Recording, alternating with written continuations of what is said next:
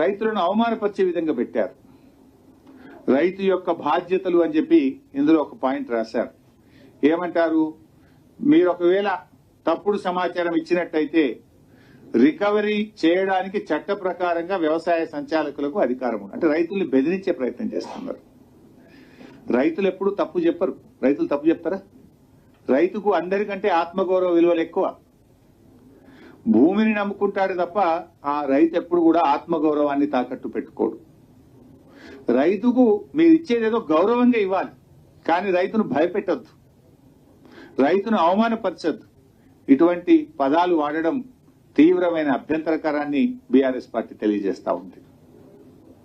అంటే మీ అన్ని ఇట్లే ఉన్నాయి. ఇలా ముఖ్యమంత్రి గారి గతంలో ఒకసారి మాట్లాడుతూ ఏమన్నారంటే, రేషన్ కార్డు మేము ప్రామాణికంగా తీసుకోవడం లేదు అన్నారు. ఇది 5 రోజుల క్రితమే ముఖ్యమంత్రి గారి మాట. అది కూడా ఒకసారి మీరు చూడండి, ఎట్లా మాట తప్పుతారో కూడా తెలుస్తుంది. రైతు రుణమాఫీపై కీలక వ్యాఖ్యలు చేశారు సీఎం రేవంత్ రెడ్డి. రుణమాఫీకి సంబంధించి 4 రోజుల్లోనే మార్గదర్శకాలు విడుదల చేస్తామని స్పష్టం చేశారు. రుణమాఫీ పొందడానికి రేషన్ కార్డు ప్రామాణికం కాదని స్పష్టం చేశారు. 2 లక్షల వరకు మాత్రమే రుణమాఫీ చేస్తామని వెల్లడించారు సీఎం రేవంత్ రెడ్డి. మీడియాతో చిట్ చాట్ లో ఈ వ్యాఖ్యలు చేశారు. సో ఇంత స్పష్టంగా రేషన్ కార్డు మేము పరిగణలోకి తీసుకోము, రేషన్ కార్డు ప్రామాణికం కాదని 4 రోజుల కింద చెప్పిండు. 4 రోజుల తర్వాత గైడ్ లైన్స్ లో రేషన్ కార్డే ప్రామాణికం అని వచ్చింది. అంటే వీళ్ళన్ని మాటలకు చేతలకు పొంతన లేదు. ఎన్నికల ముందు పరిగెత్తండి అన్నారు. ఆ రోజు రేషన్ కార్డు ఉన్నోళ్లే పరిగెత్తండి అంటే అయిపోవు కదా. అప్పుడే అందరినీ పరిగెత్తమన్నారు. ఇప్పుడు మాత్రం కొందరికే ఇస్తా అంటుండ్రు. అదే వడ్ల విషయంలో అంతే చేసింది కదా. ఎన్నికల ముందు ఏం చెప్పారు, వడ్లకు బోనస్ ఇస్తాము అన్నారు. ఎన్ని వడ్లు పండినా ప్రతి రైతుకు ప్రతి క్వింటాల్కు 500 రూపాయలు బోనస్ ఇస్తామన్నారు. ఇప్పుడు ఏమంటుండ్రు, సన్నాలకు మాత్రమే బోనస్ అని సన్నాయి రాగాలు తీస్తున్నారు. ఈ రాష్ట్రంలో పండే సన్నాలు 10%, దొడ్డు రకం 90%. అంటే 90% రైతులకేమో పంగనామాలు పెట్టిండ్రు, 10% రైతులకు మాత్రమే ఇస్తామంటున్నారు. అయితే ఆ 10% కూడా ఏంది, ఆ రైతులు ఇంటి మందం తిండి గింజలు తీసుకుంటారు. ఆ 10% మార్కెట్లు అమ్మరు. చాలా వరకు రైతులు తమ ఇంటి కోసం తమ ఆహారం కోసం వేసుకునేటువంటిది. అంటే ఒక రకంగా వడ్లకు బోనస్ కూడా ఈ ప్రభుత్వం ఎగబెట్టింది. వడ్లకు బోనస్ విషయంలో రైతులకు దగా, రైతు రుణమాఫీ విషయంలో ఇలా లక్షల మంది రైతులను వివిధ నిబంధనల పేరు మీద ఇలా దగా చేస్తున్నారు, కోతలు పెడుతున్నది ఈ ప్రభుత్వం. ఇలా మనం అప్పుడప్పుడు కొన్ని హైదరాబాద్ లో సిటీలో హ్యాబిట్స్ కు అటు పోతుంటే 1+1 అంటారు. ఒకటి కొంటే ఒకటి ఫ్రీ, 1+2 ఒకటి కొంటే 2 ఫ్రీ అంటారు. అయితే దాంట్లో కింద ఏముంటది అంటే చిన్న ఒక స్టార్ పెట్టి కండిషన్ సప్లై అని ఉంటది. చూస్తాం కదా, కండిషన్ సప్లై అని మాత్రం చిన్నగా ఉంటది ఎక్కడో. అది ఇక రేవంత్ రెడ్డి ప్రభుత్వం తీరు కూడా గట్లే ఉంది. అప్పుడేమో 2 లక్షల మాఫీ ఊరుకుండ్రి తెచ్చుకోండి అని గొంతు పెద్దగా చేసుకొని చెప్పారు.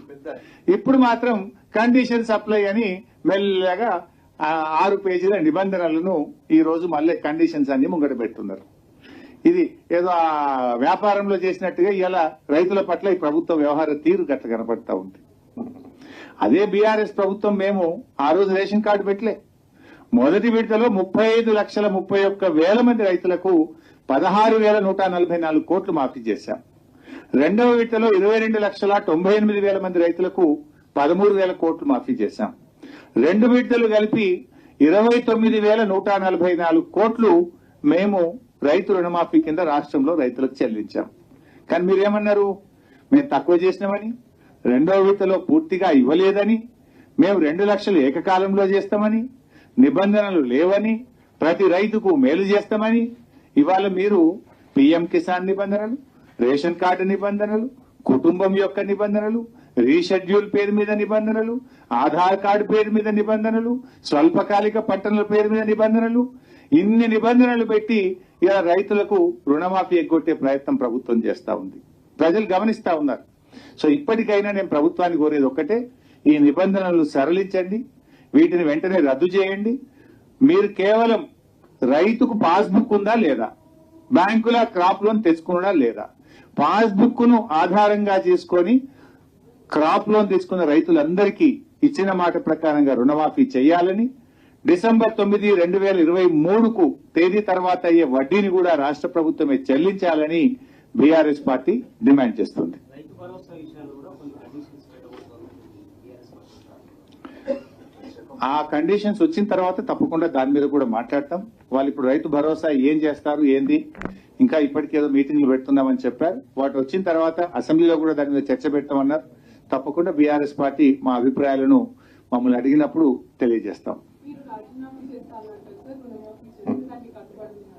100% అమ్మా. నేను చెప్పింది ఏంటి, ఆ రోజు మీరు దయచేసి మీ జర్నలిస్టులు కూడా గమనించాలి. సంగారెడ్డిలో నేను ప్రెస్ మీట్ పెట్టినా. I will send you the video byte also. నేను కేటగారికల్ గా చెప్పాను, స్పష్టంగా చెప్పాను. రాష్ట్ర ప్రభుత్వం బాండ్ పేపర్ మీద రాసిచ్చిన 6 గ్యారంటీలు 13 హామీలు 100 రోజుల్లో చేస్తామని చెప్పిన 13 హామీలను రుణమాఫీని 15 ఆగస్టులోగా చేస్తే నేను రాజీనామా చేస్తానని చెప్పాను. ఈ రోజు కూడా దానికి కట్టుబడి ఉంటాను. నేను ఆ రోజు ఇంకా స్పష్టంగా చెప్పాను, అవ్వా తాతలకు 4000 పెన్షన్ వస్తే నాకు ఆనందం తప్ప నేను ఒక్కరిని ఎమ్మెల్యే పదవిలో ఉండడం నాకు ఆనందం కాదు. అక్కా చెల్లెళ్లకు మరి 2500 రూపాయలు వస్తే నాకు ఆనందం, వాళ్ళ పెదవుల మీద ఉండే చిరునవ్వులో నాకు సంతోషం ఉంటుంది తప్ప నాకు ఎమ్మెల్యే పదవి అంత ముఖ్యం కాదు. ఇవాళ ప్రతి పేదవాడికి ఇల్లు ఇస్తామన్నారు 5 లక్షల రూపాయలతోని. పేదలందరికీ ఇల్లు వస్తే నేను ఆనందపడతా తప్ప నేనేదో కొత్తగా ఎమ్మెల్యే పదవి చేస్తలేను. నాకే మంత్రి పదవి ఎమ్మెల్యే పదవి నేను కొత్తగా జీవితంలో అనుభవిస్తలేను. నా పదవి కంటే తెలంగాణ ప్రజల అక్కా చెల్లెళ్ళ అవ్వాతాతల కళ్ళల్లో వాళ్ళ పెదవుల మీద సంతోషమే నాకు ఆనందం. వాళ్ళందరికీ నువ్వు ఇస్తే కనీసం నా ఛాలెంజ్ తీసుకొని అయినా ఇస్తే నేను రాజీనామా చేస్తే మళ్ళీ నిలబడడానికి కూడా చెప్పిన. ఇప్పుడు కూడా చెప్తున్నా మీ ద్వారా, రుణమాఫీ 15 ఆగస్టులోగా పూర్తి చేయడంతో పాటు 100 రోజుల్లో అమలు చేస్తామన్న బాండ్ పేపర్ మీద రాసిచ్చిన 13 హామీలు అమలు చేయండి. I'm ready for my resignation. అన్న వాళ్ళు చెప్పిండ్రే, నువ్వు చెప్పరా అదే 4000 పింఛన్ వచ్చినా? అదే 4000 పింఛన్ కాదు రగన్న. మే నెల 2000 పెన్షన్ ఇచ్చే 2000 మే రాలే, జూన్ 2000 రాలే. 2 నెలల నుంచి అవ్వాతాతలకు పింఛన్ రాక పరిశాన్ అవుతున్నారు. ఇచ్చే ఏమన్నా చూడండి, ఉన్న కొండ నాలుగకి మంది వేస్తే ఉన్న నాలుక పోయిందట. 4000 వస్తుందని పాపం అవ్వాతాతలు ఆనందపడ్డరు, ఎదురు చూసిండ్రు. కానీ దురదృష్టం ఏంటంటే ఇప్పటికీ మే నెల జూన్ నెల 2000 పెన్షన్ అవ్వాతాతలకు ఇవ్వలేదు. ఇచ్చే 2000 కూడా చక్కగా ఇస్తలేరు వీళ్ళు. అడుగుతున్న రగన్న 5 అమలు చేసింది అన్నారు కదా. నేను దయచేసి జర్నలిస్ట్ మిత్రులకు, జర్నలిస్టుల ద్వారా ప్రజలకు కూడా చెప్పదలుచుకున్నా. వాళ్ళు ఇచ్చిన మొదటి హామీ ఏందే? మొదటి హామీ 7500 రూపాయలు రైతు భరోసా ఇస్తామన్నారు. వచ్చింది ఎవరికన్నా? రాలే. రెండవ హామీ ఏమన్నారే? అవ్వాతాతలకు 4000 పింఛన్. వచ్చినాదే? రాలే. మూడవ హామీ ఏంటిదే? మహిళలందరికీ 2500 రూపాయలు ఇస్తామన్నారు. వచ్చినాదే? రాలే. నాలుగో హామీ ఏందే? పేదలందరికీ డబుల్ బెడ్రూమ్ ఇల్లు. వచ్చినాదే? రాలే. ఐదోది ఏమన్నారే? విద్యార్థులకు విద్యార్థి భరోసా కార్డు ఇస్తాము, 5 లక్షలు ఇస్తామన్నారు. వచ్చినాదే? రాలే. ఏమొచ్చినాయి? 5 హామీలు, 5 అమలే కాలే. అంటే అధికారంలో ఉన్నామని, పదవిలో ఉన్నామని గొంతు పెద్దగా చేసుకొని మాట్లాడినంత మాత్రాన వచ్చిందా రాలేదా ప్రజలకు తెలియదా? ఈ రాష్ట్రంలో అక్కచెల్లెలకు 2500 వచ్చిందా లేదా అక్కచెల్లెలకు తెలియదా? అవ్వాతాతలకు 4000 వచ్చినాయా లేదా తెలియదా? ఇలా నువ్వు ఇచ్చిన గ్యాస్ కరెంటు కూడా సగం సగమే కాదే. ఈ రాష్ట్రంలో 90 లక్షల మంది తెల్ల రేషన్ కార్డుదారులు ఉన్నారు. నువ్వు ఎంతమందికి ఉచిత గ్యాస్ ఇచ్చినవే? నువ్వు గ్యాస్ ఎందరికీ? సగం మందికి కూడా రాలి. అంటే ఇలా మీరు ప్రజలను తప్పుదో పట్టే ప్రయత్నం చేస్తున్నారు. నేను ఇంకా చాలా అంశాలు మాట్లాడాలనుకున్నా కానీ ఇది కొన్ని లక్షల మంది రైతులకు సంబంధించింది కనుక నేను ఇతర అంశాల్లోకి పోవడం లేదు. దయచేసి జర్నలిస్టులను కూడా నేను కోరేది, ఎంతో ఆశతో ఈ ప్రభుత్వానికి రైతులు ఓట్లు వేసినారు. ఇవాళ వాళ్ళ ఆశలను వమ్ము చేస్తున్నది ఈ ప్రభుత్వం. ఇప్పటికే మీరు చూస్తున్నారు, రోజు పొద్దున్నే పేపర్ చూడాలంటే బాధ అవుతుంది. రైతు ఆత్మహత్య లేని రోజు లేదు. మీరు ఏ పేపర్ అని చదవండి, ఏదో ఒక చోట, ఏదో ఒక పేజీలో ఇవాళ 2 రైతుల ఆత్మహత్య, ఇవాళ 1 రైతు ఆత్మహత్య, ఇవాళ 3 రైతుల ఆత్మహత్య. ప్రతిరోజు రైతు ఆత్మహత్యలు పత్రికల్లో కనపడతా ఉన్నాయి. దాదాపు 400 పైచిలకు రైతులు ఆత్మహత్య చేసుకున్నారు. గతంలో ఇదే విషయం మాట్లాడితే రేవంత్ రెడ్డి గారు ఆ వివరాలు పంపండి, నేను ఏదో 24 గంటల్లో వాళ్ళందరికీ నేను డబ్బులు ఇస్తా అన్నాడు. పంపించిన 24 గంటలు కాదు, గంట సేపట్లో పంపించినాం. ఇప్పటి వరకు స్టడీస్ అప్పులు లేదు. అయినా ఆగలేదు. ప్రభుత్వం రైతులకు భరోసాని ఇవ్వాలి, ధైర్యాన్ని ఇవ్వాలి, రైతు ఆత్మహత్యలను ఆపే ప్రయత్నం చేయాలి. ఇటువంటి సమయంలో ఒకవైపు రైతులు ఆత్మహత్య చేసుకుంటున్నారు, కరువు కాటకాలు ఉన్నాయి, వర్షాలు సరిగా పట్టలేవు, రైతులు ఇబ్బందుల్లో ఉన్నారు. ఇప్పుడు ప్రభుత్వం ఉదారంగా ముందుకొచ్చి షరతులు లేకుండా అందరికీ రుణమాఫీ చేసి రైతులకు కొండంత అండగా ఉండాలని చెప్పి ప్రభుత్వాన్ని మేము కోరుతా ఉన్నాం. ఒకవేళ ప్రభుత్వం ఈ షరతులను విరమించుకోకపోతే, ప్రభుత్వం రైతులందరికీ రుణమాఫీ చేయకపోతే రైతుల పక్షాన బీఆర్ఎస్ పార్టీ పెద్ద ఎత్తున పోరాటానికి దిగుతుంది. రేపు శాసనసభలో కూడా ప్రభుత్వాన్ని గట్టిగా నిలదీస్తాం, ప్రజా పోరాటాలకు కూడా శ్రీకారం చుడతాం. Thank you.